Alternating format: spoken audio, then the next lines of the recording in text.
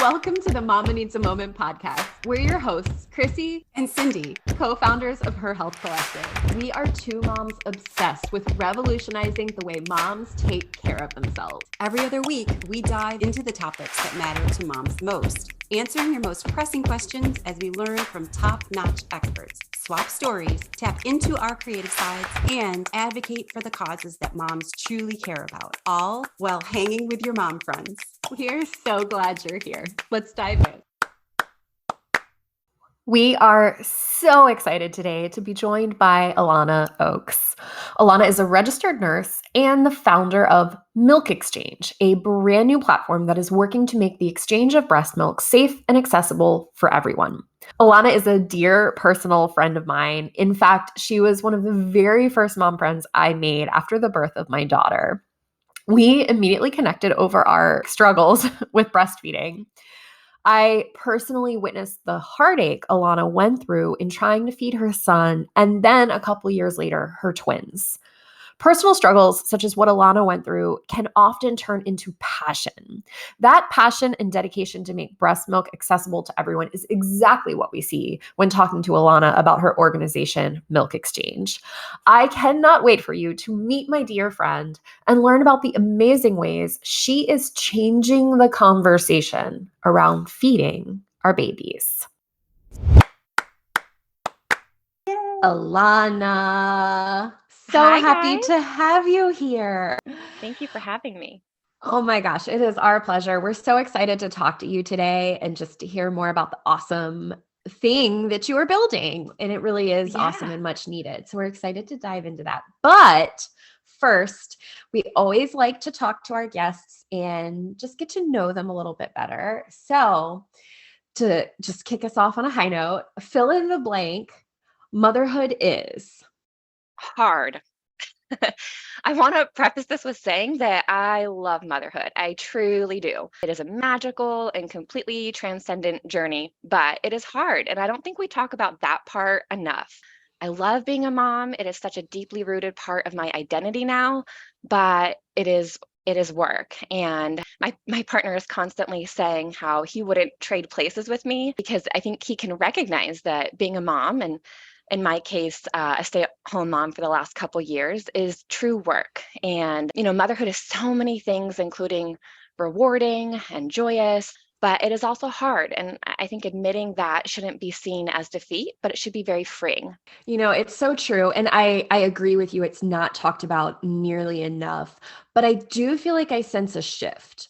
I feel Yeah. like there's been enough of a pushback, and there are certain people that are starting to stand up and say, yes, you know what? This is flipping hard. Yeah. And let's be honest about that and paint this in an accurate portrayal so that other people don't enter into motherhood with this false ideal and the goddess myth of these Yes. unhealthy expectations that we have of mothers. So Yes, and exactly. kudos to your partner for recognizing that, because I don't think a lot of partners do. So kudos to him. He's a good one though. You have a Yes, good he one. is. Yes, thank you.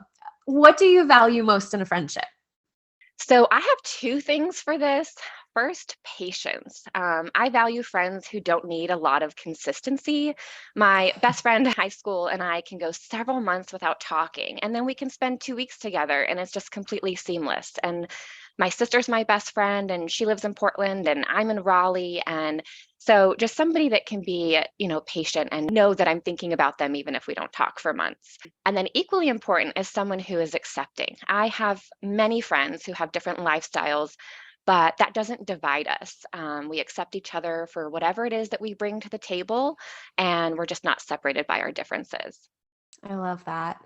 I think particularly the piece about patience, the whole can't talk to you every day, I can't check it, like that seems to come with adulthood and especially parenthood. I feel like Yes, that's like, I don't know if that's something we would have said in high school or college. Maybe, I mean, exactly. maybe, but there's just definitely this shift in adulthood and specifically parenthood that forces you into that realm of, I need someone that's going to know that I love them and I'm there for them, but I also have so much on my plate on a day-to-day basis that I can't check in every day. I love that you said that.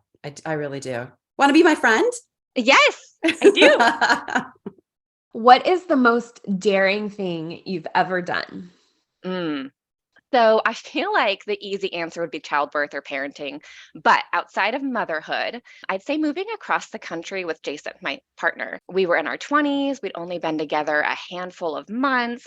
And we just packed up our entire lives in a couple weeks and hit the road. We didn't have jobs lined up or anything. We kind of just came out here on not much more than blind faith. And so that's probably the most daring thing I've done. But it was probably also one of the best things I've done. I love that. Are you both happy here now? Like you're happy Oh, with that? yeah. We love it. And I mean, Yeah. I'm a West Coaster. So I was like, what is this magical place called Raleigh on this magical side of the country called the East Coast? And so it, it all worked out. But Alanna, careful what you say. We don't want everyone to move to Raleigh, okay? Noah was just telling me that he saw this thing about Raleigh was ranked for having the best roads. And he said he like scrolled through the comments and all the people that lived in Raleigh, like, are you kidding? I know. Have they been? I like just pointed out all of the issues with the traffic and everything. No, Alanna, I love that. Similarly, Noah and I moved here after college on a whim. I had never been to Raleigh. I had actually told Noah, let's go check out Charlotte. And I had never been to Charlotte, but it was just the place I had heard of. And he's like, I don't really like it here. Let's check out Raleigh. And this is where we ended up. And same, it has been a really good decision. It really yeah, has. I love it. What advice would you give your younger self? This is a great question, but I kind of feel like I'm coming up a little short. So I believe that everything happens for a reason. So all the supposed, wrong turns I may have made have led me right where I need to be. But I would tell my younger self to trust my instincts more, especially when it comes to being a new mom and navigating parenthood. I think that we too often waste a lot of time and energy just second guessing ourselves. So I would just say to my younger self, my last week's self, my 5 years ago self, just trust your instincts more. It's so true. And, maternal instincts are real. I think in this day and age, we've reached a point where we are so wrapped up in turning to the experts and the parenting books and the Yes. parent coaches. And I mean, they're all wonderful and we have something to learn from them. But I think we can get so wrapped up in, well, so-and-so said this, Dr. So-and-so said this, and lose sight of what our innate maternal instinct is telling us. And there is a lot of truth in that. Yeah. Well, earlier we alluded to a really exciting business launch that you're undergoing, and we are thrilled. It is extremely needed. So you and your partner, now your partner, would that be your marriage partner or a business partner? My everything partner, my marriage partner, my business partner, my parenting partner. Yes, Jason. Oh my gosh, that's awesome. Okay. Yeah. So you and your partner founded MilkXChange because you saw a gap in the market, knew that parents needed this, which they do. I mean, it's huge. Case in point, the formula shortage. Specifically, you saw a need that you yourself struggled through with the birth of your twins. Can you tell us about that? Can you tell us about your feeding journey, how that has led you to creating this amazing business organization that you're about to launch? Yeah, I would love to share my story. Thank you for asking. So I went into being a new mom with my first baby thinking that I would breastfeed. I'd read the books, that was my plan. I was, in my mind, equipped to do just that. But I didn't make enough milk, so we supplemented. We worked with an amazing lactation consultant who truly made me feel supported. We navigated an oral restriction correction, also known as a tongue tie. I learned everything about galactagogues and just worked so hard to improve my supply. I went to support groups almost like it was a part-time job. Still, we supplemented the whole time, and we were dairy-free due to an allergy, so that formula was expensive and it smells terrible. I'm sure it tastes terrible. So yeah, that whole breastfeeding experience was the hardest part of being a new mom for me. So when we got pregnant with twins, it felt like such a huge weight just thinking about how I wouldn't be able to meet the supply needed for two babies. But again, I did everything I could to prepare. I had a lactation consultant picked out, somebody that had breastfed 7 babies, including a set of twins. So when the twins came and I didn't make enough again, we went through all the steps. Except this time, our lactation consultant told me about a Facebook group where women were exchanging breast milk. This not only blew my mind, but opened up a world of opportunities for us. And I mean world. So I dove into that world of human breast milk exchanging, but it was really hard to navigate. So you post looking for milk and hope that a donor sees your post. And likewise, you hope that you're able to be the first one to respond to somebody's post about milk that they're offering. So it's extremely stressful. And then when you find somebody, there's no guidelines in place. I didn't know the etiquette, like, what was I allowed to ask? How did I ask the questions that I wanted to know about? So then once all those questions are asked and you find somebody, I still had to figure out the logistics. Anyway, Yeah. it took 5 months and the gracious donations of a handful of mothers before I found our long-term donor. But our story has a beautiful end. So this donor, Casey, and I connected. She was able to supply a great deal for us on a consistent basis. She was equally excited about an ongoing exchange. And so almost in a fateful way, we just started messaging each other about other things. And soon we were really good friends. So the person who gave her breast milk to support my daughter's having human milk also became a close family friend. We've even vacationed together. My twins are COVID babies, and so her son and my twins, like, they were kind of the only friends that my daughters had those first couple years. And so there are so many parents like me and Casey that are exchanging in that grassroots fashion. And yeah, my partner and I are launching MilkXChange to make the whole current process easier, safer, more secure. And we're just looking forward to all of those beautiful connections. Oh my gosh, what a story. Yeah, it is. It sounds so stressful. And well, thinking about feeding your children and Yeah, having a particular vision of how you want that to unfold, and then having it not happen that way, it exactly. causes additional stress. And one thing that Christy and I talked about when we heard about what you were doing, we were like, this is going to help in so many ways, not only with feeding, but with maternal mental health, Yes, because moms, I mean, it becomes something where they start to think of themselves as not adequate. There's so many definitely. emotions in there for it. So Oh, yeah. this is Feeding amazing. babies, just in general, feeding babies, period, is one of the most emotional things, I think, in parenthood. I agree. Yeah. Yeah. And then finding out that you produce too little, Right. or, if you're a mom that you're like, whoa, I have an abundant supply, you can Mhm. actually help someone. So, Yeah. okay, with that being said, what will the structure of MilkXChange look like?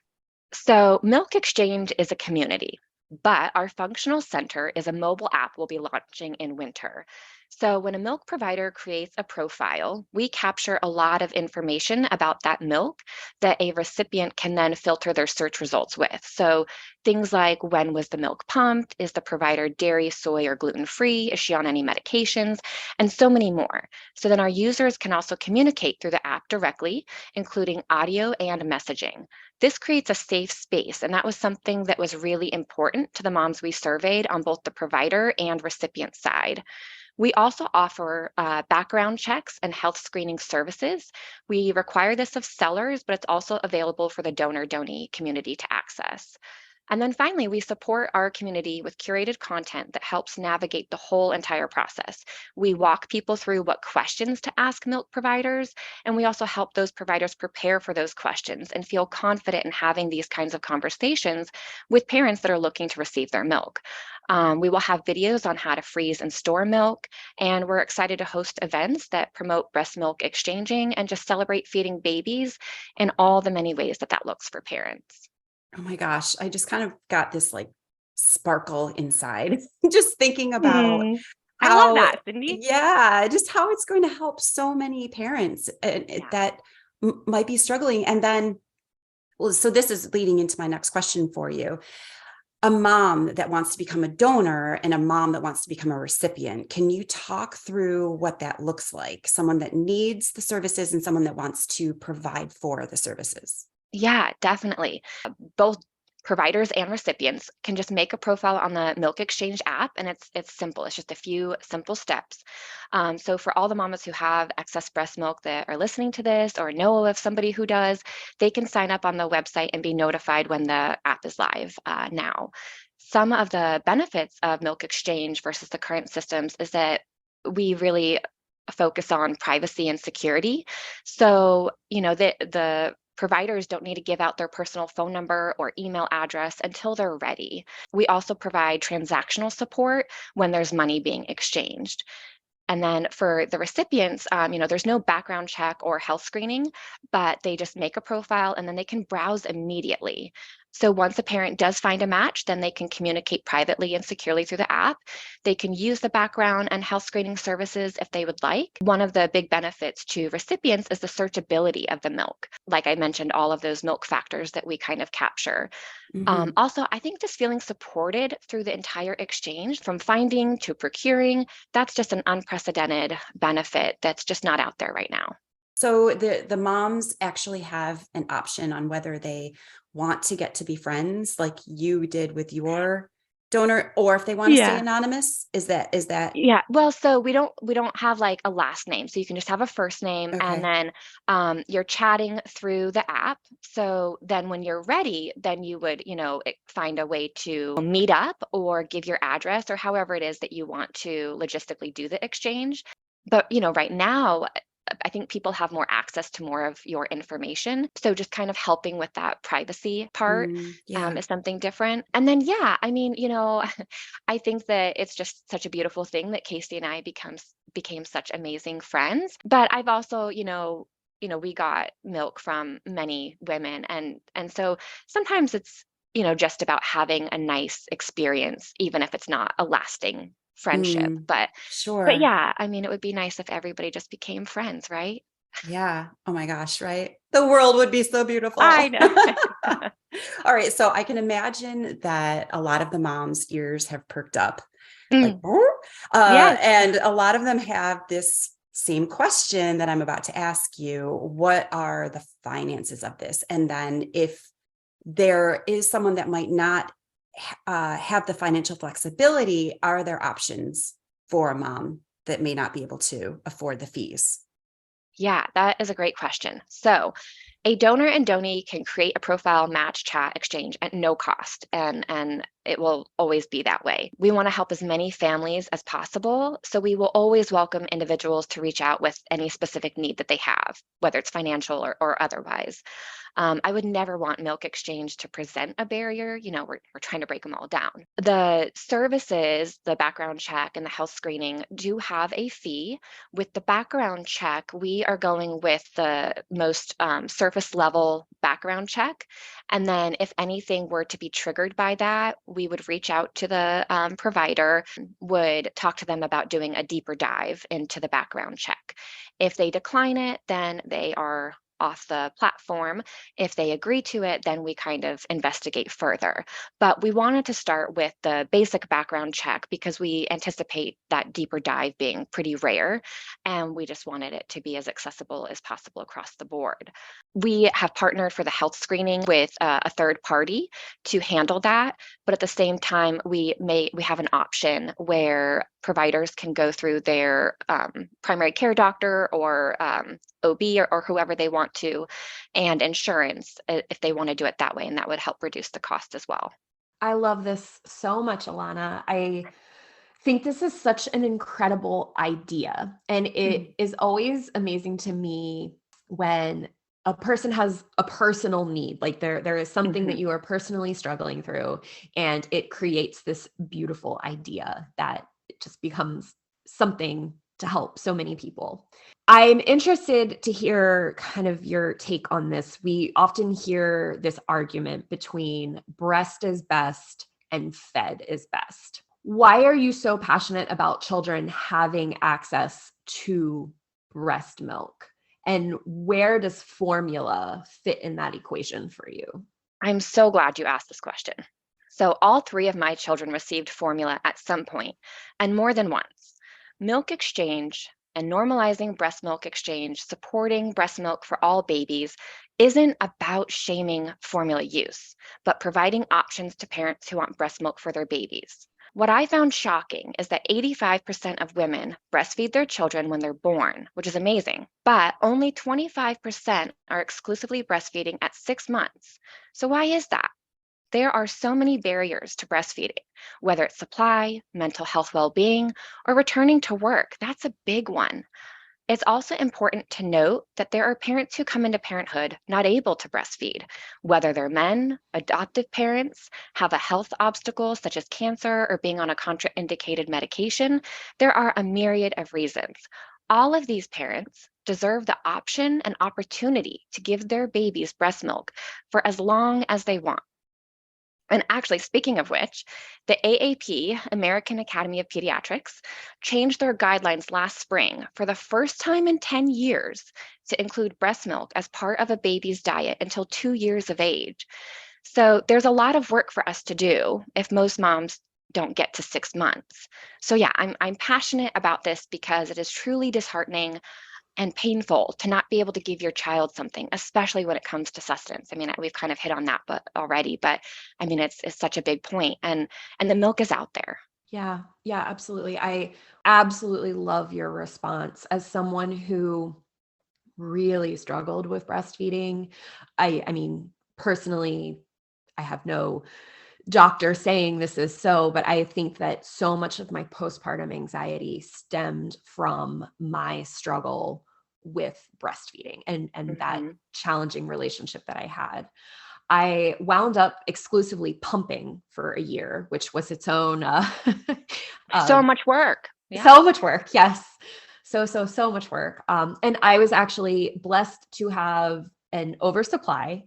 However, I had excess lipase, which Mhm. means I had to scald my milk. So every time I pumped, I'd pump for 20, 30 minutes. Then I'd have to go and scald my milk and then store it. And I had a 24-hour window before every ounce of milk I had to be scalded. And I didn't realize that I had excess lipase until 2 months in. So because I had so much, I had this huge amount of milk that I had to throw out because it had turned in the freezer and my daughter didn't want to drink it. Finding the right formula. I know friends who, especially amidst the recent formula shortage, Yes. they had to go through so much to find the right formula for their child, or there was bad reactions, or Mhm. I agree with you wholeheartedly. Just having more options is so crucial. Because I had the oversupply and I eventually realized that I just had to scald it because of the excess lipase, I was actually able to donate some of my breast milk to a friend who was dealing with a cancer diagnosis. And I remember I actually gave it to Noah because I was, I don't know, probably busy pumping or Yeah. something. I gave it to Noah and he went and met her in the parking lot of the art museum and just handed it to her. There were no regulations. There were no guidelines in place. I mean, she knew me a little bit, we weren't super close, but she trusted me. And I was happy to help her, of course, but there were no guidelines in place. What are your thoughts on this? Should there be regulations? And if so, what would that look like? Yeah, I mean, you're exactly right, Chrissy. There are no regulations on human milk. But should there be?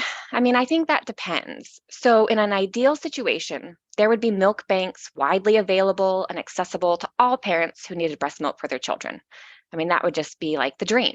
If that were the case, then I support more regulation. And you can see standards and guidelines in place for milk banks through HMBANA, which is the Human Milk Banking Association of North America. However, milk banks are not as accessible to the general public as people may think. Most of their milk is for babies that are in the hospital, particularly like the NICU. And when it is available to the public, it is often expensive comparatively and restricted in quantity or requires a prescription or only available for a certain age or, so on. And it's also not as geographically prevalent as I think people may think it might be. So all of that is why we have millions of ounces being exchanged in parking lots or, like in my case, late night car rides with coolers of ice. And I think that it's very important to understand about milk exchange. We are not creating a new space. We estimate that over 200 million ounces are in exchange via the grassroots method at any given time right now. MilkXChange is providing support and testing, connections, and resources to parents that are currently navigating this all on their own. We're making it easier for parents to find each other and find the milk that is right for their baby. My gosh, that's amazing what's happening with all that you're doing. It sounds so overwhelming to be honest. Yeah. Right? Yeah. Like being the first secure online breast milk exchange platform. Mm-hmm. There must be so many logistical hoops that you have to jump through, and a lot of different things that you've had to take into consideration for all of this. Definitely. You've discussed already the structure of MilkXChange. You discussed right then about the regulations and whatnot. We'd love to get an idea of how you've worked through some of the various hurdles that must have encountered in order to bring this resource to families. So some examples that I took from your website about this include you have to pasteurize, or the dilemma of pasteurizing. You're not pasteurizing. See, I don't even know as you're shaking your head. Like the pasteurization of what's happening to the milk, background checks, shipping the milk. So if you have people that connect from different areas and they can't meet, shipping it and how to keep it fresh, handling the breast milk because it has to stay safe and sterile, I'm assuming. So as business owners, Christy and I, we understand how various things just present themselves that weren't on your radar when you started a business. Has there been anything that inadvertently required you to basically perform logistical gymnastics that you weren't expecting along the way? Guess what? Everyone has a spine and nervous system and can benefit from chiropractic care. Anytime there is stress on your nervous system, your body may not function properly. Many people are unaware that children can benefit from chiropractic care. They assume that seeing a chiropractor is just something you do when you're an adult dealing with a bad back, stiff joints, or poor posture. True story, that was me for the longest time. For example, as a newborn, you might struggle to latch or breastfeed. As a toddler, you might experience digestive issues that threaten proper nourishment. As a teen, poor posture, heavy backpacks, contact sports, and normal growing pains can lead to your child experiencing headaches, scoliosis, PMS, back pain, and ADD, ADHD. I definitely wish I had known about chiropractic care when I was a teen. Additionally, as a pregnant woman, you might have persistent lower back pain, which chiropractic care can be a huge help for. Believe it or not, these issues are all related to your nervous system, and they can all improve with chiropractic care. Chiropractic care aims to improve the function of your spine and nervous system so that your body can function at its best. Don't wait for the pain. Contrary to popular belief, you don't have to be in pain to seek out chiropractic care. In fact, pain is typically the last symptom that is expressed when the spine isn't in proper alignment. Think of chiropractic care as a healthy lifestyle habit. The same way you brush your teeth to prevent cavities, you should go for regular chiropractic adjustments to promote better spine and nervous system health. I've never thought of it that way. Davis Family Chiropractic serves families in the Raleigh area. They want to help you discover the root cause of your problem, address it, and give your body the best tools it needs to heal. Davis Family Chiropractic focuses on prenatal and pediatric chiropractic care, and their doctors are both certified in the Webster technique, which can be helpful throughout pregnancy or simply as an intervention if a baby is breech. Prenatal chiropractic care helps to keep mom comfortable during pregnancy and helps to get your baby in the best possible position for birth. Davis Family Chiropractic sees kids of all ages, from birth through teenagers, to make sure that your child is developing properly and adapting to life. Visit Davis Family Chiropractic at davischiro.nc.com and on social media at davischiro.nc. Improve your family's health before it becomes an issue. Yeah, no, definitely. It's been a lot of hurdles, but I have to say I am very lucky that Jason is so good at obstacles and hurdles. That is his forte. He stays calm. He's like He stays chill. calm, and he's really good at Oh. finding solutions. He's such a solution-driven person that is like his thing. I'm like, oh no, there's a problem. What do we do? And he's like, let's find the solution. So I'll come back to the pasteurization Yes. topic. But so in terms of hurdles for us, shipping has been a bit of a nightmare. And it's something that we are just continuing to work on and number crunch because it needs to make sense financially before we completely roll it out to the community. Shipping is completely possible. We've worked out like the kinks of like how, but it's the finances behind the shipping. It's very cost prohibitive. So we're still working on how to improve that because in order to make it a viable option, it has to actually be financially an option. Otherwise, our biggest obstacle has been this notion of if you can't eliminate all of the potential risks, then you shouldn't even be starting this business. We've gotten that, and I completely disagree. There are risks in almost everything that we do in life, from cooking chicken for dinner to driving our kids to school, but we mitigate those risks by buying a meat thermometer, driving the speed limit, wearing seat belts. There's nothing we do in life that does not have risks. We're very transparent about the risks associated with breast milk exchange and what we at MilkXChange can do to help reduce those risks by our services and through the platform. Beyond that, we support users through the conversation guide to discuss lifestyle, safe handling, how are moms washing their parts and how are they storing the milk, and all of those kinds of things that can give a peace of mind. So when we launch, we will immediately bring moms together faster on a secure platform that's offering that support and education and those services. So to go back to the pasteurization, so milk banks pasteurize, but only milk banks do. Okay. That's not something that's happening in any of the other kind of arenas for human milk exchange. And pasteurization, can be important for fragile baby in terms of health.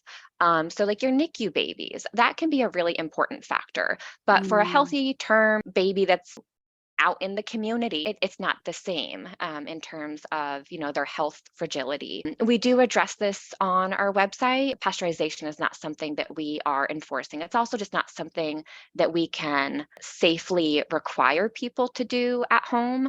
Completely understood. Absolutely. Getting it to the appropriate temperature and all of that. It would be a nightmare to basically regulate that. I watched Chrissy's reaction in the video, like while you were talking about risk, because yes, risk is everywhere around us. And and it's up to us as the consumer to decide what we're comfortable with, what we're not comfortable with, and definitely apply the measures that you said. 2 thumbs up to you. That's, we know from business, our own business, that things just happen. And then you research, and then you make it work. So you're doing amazing.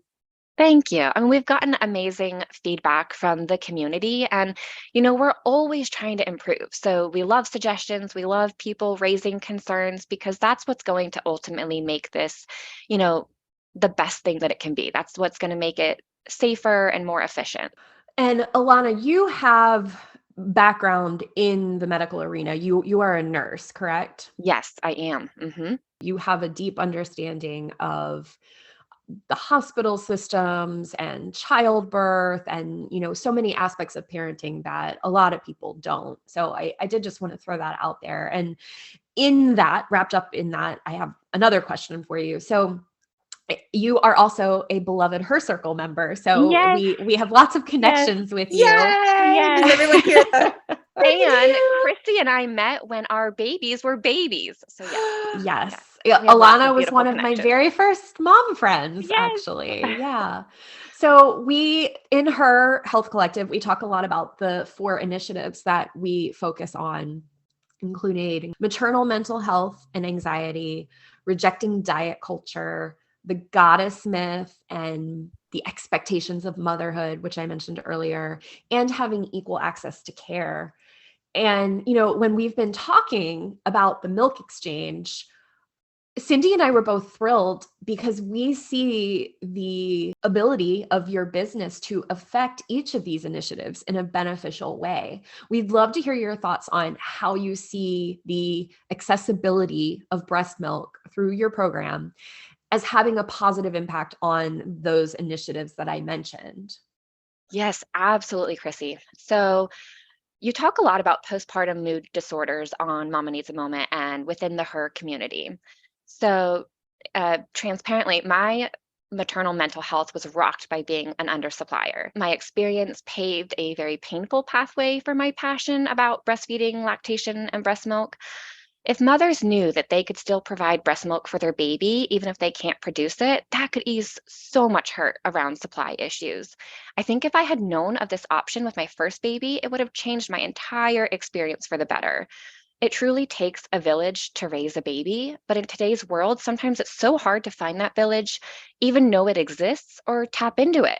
But it's there and we need it, for the benefit of our own journeys, for the well being of our entire family, and of course for our babies. So I do believe that, breast milk should be accessible to all parents who want it for their babies. And that's fueling our mission at MilkXChange. Were there any other of the initiatives that we cover on Mama Needs a Moment and through Her Health Collective that you feel you'd like to touch on? Yeah, I mean, I think that MilkXChange hits on so many of these, right? So, in terms of motherhood expectations, I think that there is this myth out there, and I'm speaking for me personally, but I feel like I hear this from other moms that, all of this is normal and natural and easy, right? Like, we're moms, we give birth to babies, we take care of babies, we breastfeed. Like, this is what our bodies are meant to do. And then you get there and you're like, but wait, it's not happening. It's not going that way. Like, this is hard and I'm tired and I'm not producing. And I really love being a mom, but I feel like, especially with my first, all of my expectations got shattered. And I mean, I think that, we kind of touched on this in the beginning, but just changing that mentality around like, this is natural and easy to, yeah, it's work and it's hard and it doesn't always go how we thought it would go. And, again, just providing that kind of discourse and normalizing the hardness of it and the obstacles of motherhood, that helps those expectations, line up, I think. And then again, just providing the support, the community and the conversations and the options to kind of help get us back to meeting our goals and our wants when it's not easy and when we have to look outside of ourselves or our family. And then, yeah, equal access to care. Language is important to us at MilkXChange. We use the term parents a lot. And, yes, of course, so much of our community is moms and that's important. But I very much identify as a mom, but my partner and I are both part of the LGBT community. We use fertility services to conceive our children, and those identities are also very important to me. So from the beginning, we've always wanted MilkXChange to be inclusive and representative of all the ways in which people come into parenthood and identify as parents. So yeah, that's the equal access to care. There's really nothing more to say than I'm just so proud of you and your partner for recognizing this need, taking the initiative to build it and putting it out there for the community soon. And Big it's launching. such an Thank you. important thing. It is, I mean, Yeah. we touched on it, but it is so true how much pressure society puts on us to provide breast milk, to breastfeed, I should Right. say. And Right. it doesn't work for everybody. And there are challenges that just pop up and come in the way. And this is another option. And I think that's the Yes, beauty of this. There's nothing that says that formula is bad and you can't use formula exactly. or you can't use some of your own breast milk or that this is necessary for everybody, but it is another option. And that brings equality to the table. That brings, and it also is a great option for any lactating person that needs extra income or, wants to Exactly. share this resource. So that's another avenue there that I think Yes. just lends so much to this conversation. Yes. So To jump off of that, we've people have asked, what about the whole selling aspect of MilkXChange? And just to kind of touch on that, we see pumping as work. It's totally work. And there are finances that have to go into it in terms of replacing pump parts. And there's always so much time. It's not just the time pumping, but it's the time washing the bottles and, storing everything the right way. And, that's work. And moms definitely deserve to be compensated for that. That's important to us too. Alanna, you just made me think. So when I was in the thick of exclusively pumping, It's that time of year. I know. It is. Pumpkins on the mind. You have no idea. I was pumping 8 times a day, and I was pumping for about 25 minutes. It was a lot. Each time? I was waking up at 2 a.m. I was pumping for 20 to 25 minutes. And it got to a point where, so I would go into Kira's room and I would hook up to the pump, and I don't remember exactly what model I had, but it was a really loud, and it started to get to a point where I felt like the pump was talking. I'm going to sound really weird, but the pump was a voice and it was talking to me. Like, yes. It's like, no, it's not weird at all. I get it. Yes. It does. I mean, it is so much work. And in some ways I viewed it as my time to escape and have a moment to myself, but also 8 times a day, it is so much work. Power to you for seeing it as you time, because I always just saw it as time. Sometimes I said sucked out of my life. You were in there grumbling the whole time. Oh yeah, right. I mean, to be fair, my pump started talking to me, right. So. Oh yeah, you get there. Yeah. In my sleep deprived state. I mean, I think that that's the thing. There are so many ways that feeding babies looks. Oh, just to share a little bit, I used an SNS with the twins, which for people that don't know, kind of like a bottle that you wear, and then it has tubes coming out of the bottle that you can, tape to your nipples, and the baby breastfeeds, but they're basically getting the milk externally, not from your body. And this is a way that, parents can breastfeed if they don't actually have a supply. And, then we did everything. We did bottles. I also breastfed. I mean, it was just everything. And I triple fed. So kind of like what you were saying, the breastfeeding and then the pumping and then the bottle. And I think what's important to me to kind of make sure people are aware of is that it can look one way this week, and then next week it can look a different way. And you can have formula in your bottle today, and then tomorrow you can have donor milk. And it's just not one way all the time for every baby, and because we were dairy free, there were moments where we, couldn't get milk. And so we were using formula. And so there's just so many more ways it can look than just this one simple road. And I think that that's an important picture to paint too. Oh my gosh, it's so true. I went into breastfeeding very rigid. I was like, I am breastfeeding. Yeah. Same, Cindy. I did the same thing. Yes.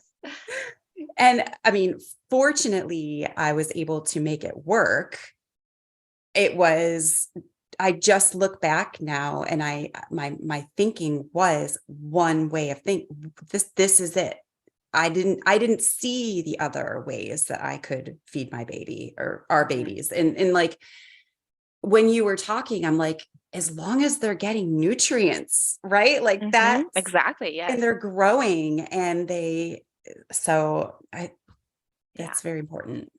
Good. Yeah. Very good point. Very good point. I think, unless you have any more that you'd like to tell us about the MilkXChange, I think we're going to wrap up with some short and sweet questions. Yeah. Is that cool? Yes. Okay. All right, cool. So what are you reading or watching right now? Oh. This is great because I need some recommendations. Oh, I don't know if I have recommendations. So I'm reading, and reading, has air quotes around it, but I'm reading Such a Fun Age by Kylie Reed, which I know was a Her Circle book club pick. Where were you a few months ago? That was such a good conversation. I'm a little behind. I'm still catching up. I mean, twins. I'm about halfway in. So new business. Yeah. So when the list came out for the year, I like picked all the books I was like interested in. And I'm never going to be able to make it to one of those because I'm just way too far behind. But, What do you I'm working start on it. sleeping? Do you start reading at night and then you get through like 2 pages and you fall asleep? I mean, Oh, I can't even read a physical copy. I don't know how people do that. I only do audiobooks because I'm doing it like when I'm doing dishes or driving to and from, picking the kids up. Oh yeah, I don't know how people have like a physical book that they're reading anymore. I'll that get back happens to to that me. one day. Yeah. I fall asleep when I read. A lot of times I fall asleep at night and it'll like fall on top of my nose. Like it just like hits me in the face. That's a good way to wake up, right? Yeah. Unfortunately, yeah. All right. So such a good age. Are you watching anything? So no, not really. But I would say that I'm always kind of watching Gilmore Girls. It's like what I put on, like when I need like TV. But that's kind of my guilty pleasure. That show just fascinates me in how fast they talk. How fast they like banter back and forth. I'm like, how did they remember this? I love it. Very impressive. Yeah. Does your family have a motto, whether it's spoken or unspoken? Stop hitting. No. Yeah, right. Pretty much. We don't hit here. Yeah. Use your words, share. I don't think it's a family motto, at least not yet, but it might be our relationship saver. Jason and I have this thing that we say to each other when we're questioning one another's decisions or actions, or, somebody didn't do something that we thought the other would or should. We say benefit of the doubt. BOD. And it's really just like this reminder to each other that we're both good parents with good intentions. We parent very differently. So when we can give each other the benefit of the doubt, it just helps us through those moments so much smoother. At least it's not CTFD. Right. Like you're it's just so sweet. It's kind of like okay, BOD. Like it's like we look at each other like, okay, I'm giving you the benefit of the doubt here. What would CTFD be? Thank you, Christy. I'm like, I don't know what that means. I was like, calm the F down. Calm the. Oh, okay. Yeah. I like that too, though. Yeah. So, I mean, I think he would be much more receptive to the one that you have rather than the CTFD, like. Probably. Yeah. I answered this for you. What's happening in your life right now? I mean, you're launching a business. Oh yeah, so just everything. It's like. And our oldest started kindergarten. Our youngest, the twins started preschool.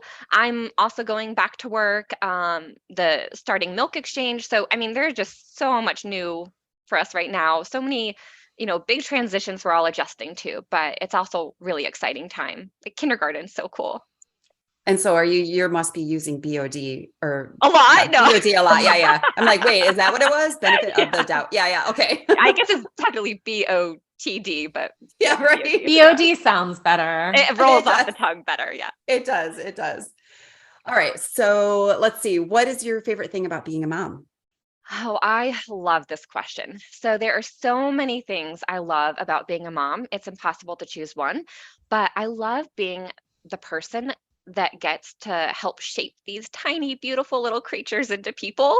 I get to watch their discoveries and help them figure out how to exist in this big world. And that is just such an incredible honor. So I love seeing their moments of like awe and realization. That is just so special to me. It doesn't stress you out a little bit? Like totally. knowing that you're okay, good. Because as you were talking, I was like, that stresses me out that I'm shaping these people. It's a lot of pressure. Yeah, I guess when I look at it that way, it is a lot of pressure. And I think especially like today's parent, we're like, we have to do it right. We have to do it perfect. But I mean like more from like the outsider's perspective of like getting to watch them, like getting to like be part of that and like just kind of watch that change. And I mean like, so the twins, everything right now is mine, and sharing is like such a gigantic thing right now. And so just like when they do share, it's like this beautiful, so magical moment of like, oh my God, they're sharing, It is. Yes. You're like, just embrace the moment. It's not going to last long. Exactly. 1, 2, 3, and we're done. Exactly, Cindy. You've been through that before. Yeah. Oh gosh. Yes. Absolutely. It's also watching their physical changes, Yeah. Just how they're, because you're with them every day. And then sometimes you just look and you're like, whoa, when did that happen? Right? Like Yeah. that's also, I love Yeah. that piece of it too. So last one, what message do you think every mom should hear? So many messages. Every drop counts, and you're doing it. You're already everything that baby or toddler or teenager needs, and it takes a village. So let us be part of yours and join ours. Love it. Exclamation point. How much do you love Alanna? I'm sure now you see why I became such fast friends with her. She is amazing and so passionate about what she is building for families with the MilkXChange. Here are our top 3 takeaways from today's episode. 1. There are so many barriers to breastfeeding. Alanna mentioned, and I fully agree, that struggles with breastfeeding are a huge contributing factor to maternal mental health struggles. The pressure our society puts on mothers to provide breast milk to their babies can be very daunting and disheartening for a new mom that is struggling to produce enough or get a proper latch or to make it work with a work schedule, medications, etc. Alanna shared that 85% of women breastfeed their children when they're born, but only 25% are exclusively breastfeeding at 6 months. With new recommendations by the American Academy of Pediatrics to provide breast milk up to the age of 2, we know that number dwindles even further. Other options are clearly needed. 2, milk banks are not as easy to access as many may be led to believe. Often designed for NICU babies or other fragile children, and often with a lot of hoops to jump through to access, it is typically expensive, often restricted in quantity, requires a prescription, may only be available for a certain age group. There are also quite a few hoops to jump through to be able to donate to a milk bank. They just aren't an immediately available or easy to access source of sustenance for most families. Alanna estimates that 200 million ounces of breast milk are in exchange via grassroots methods at any point in time. Clearly, there is a need here. 3, MilkXChange offers another option for families to feed their babies. With more options comes more power and true freedom for families to make the choice that is best for them. Be sure to check out MilkXChange, give them a follow, and share this incredible new resource with other families that might be able to benefit from this new service. Bye, friend. We've enjoyed hanging out with you. Follow us so you're the first to know when we drop a new episode. If you enjoyed your time with us, let us know by leaving a review. We always love hearing from you. Until next time, stay true to you.